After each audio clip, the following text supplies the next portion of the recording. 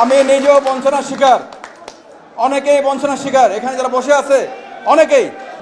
দায়িত্ব বন্টনের ক্ষেত্রে, ছুটির ক্ষেত্রে কোনো বৈষম্য থাকবে না। বৈষম্য বিরোধী আন্দোলন সবার জন্য বৈষম্য বিরোধী।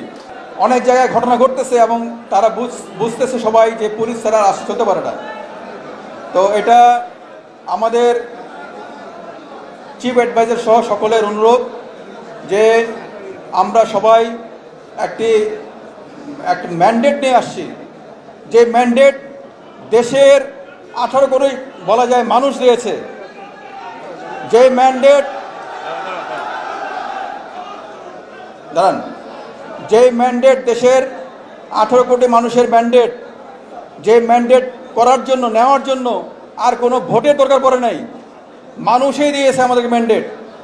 সেই ম্যান্ডেটটা হচ্ছে একটা বৈষম্যমূলক বিরোধী সমাজ তৈরি করা। বৈষম্য বিরোধী সমাজ অনেক বড় কথা, কিন্তু যেখানে কোনো বৈষম্য থাকবে না, যেখানে কোনো হয়রানি থাকবে না, যেখানে আমাদের পুলিশটা হবে ডেমোক্রেটিক পুলিশ। এবং আমি আশাবাদী তারা আগামী রোববার আমরা আমাদের টিম সহ স্বরাষ্ট্রমন্ত্রী মহোদয়ের সঙ্গে, স্বরাষ্ট্র অ্যাডভাইজারের সঙ্গে সকালে যাব এবং বিকালে এক্সক্লুসিভলি আমাদেরকে নিয়ে উনি বসবেন। সেখানে এই আপনাদের যে দাবিগুলি আছে প্রতিটি দাবি, এছাড়াও আরও যে রিক্রুটমেন্টের বিষয় আছে যেগুলি এখানে আসে নাই সেগুলি সহ, কারণ এটা শুধু আপনার দাবি না, তো এটা আমারও দাবি, এটা আমারও দাবি।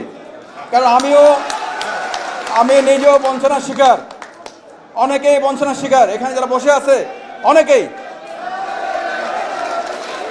আমরা চাই এমন একটি পলিসি যার মেরিট আছে, যার দক্ষতা আছে, যে একটা সিস্টেম থাকবে, এই সিস্টেমটা তাকে পরবর্তী ধাপে নিয়ে যাবে, তার প্রমোশন হবে।